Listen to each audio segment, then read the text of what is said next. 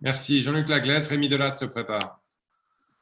Oui, merci Monsieur le Président. Merci Monsieur le Ministre. Ma question porte sur les réponses européennes à la crise que nous vivons. Vous l'avez légèrement abordé tout à l'heure. Et face à cette crise, les citoyens européens peuvent désormais réaliser pleinement d'assurer la viabilité et la résilience de nos exploitations agricoles pour garantir l'approvisionnement des consommateurs. Une politique agricole commune forte n'est ainsi pas un vain et lointain objectif historique de notre Union, mais un élément essentiel de la stabilité en Europe pour l'avenir. Vous l'avez rappelé, toutes les filières souffrent. Nos réponses à ces enjeux communautaires se doivent d'être à la hauteur du moment.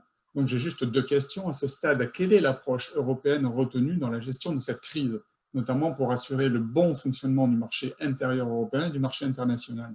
Ensuite, pouvons-nous espérer la mise en place prochaine d'un paquet de mesures communautaires exceptionnelles de soutien à l'agriculture et au marché agricole européen? Je vous remercie pour votre réponse. Très positive.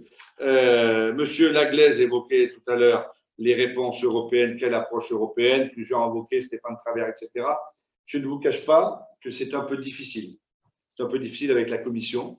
Moi, j'ai eu plusieurs rencontres avec le commissaire européen. Nous l'avons fait à plusieurs. Nous avons beaucoup travaillé avec nos amis allemands, espagnols, italiens, portugais. Là, avec l'Irlandais, nous avons fait un communiqué aujourd'hui, communiqué courrier, lettre ouverte au commissaire européen, donc à la Commission. Le commissaire français Thierry Breton intervenait hier ce matin en réunion de commissaire pour invoquer cela. Il est indispensable que la Commission prenne des décisions fortes, des décisions rapides, des décisions conjoncturelles sur les mesures de marché, sur les mesures de stockage privé, sans quoi il va se passer deux choses.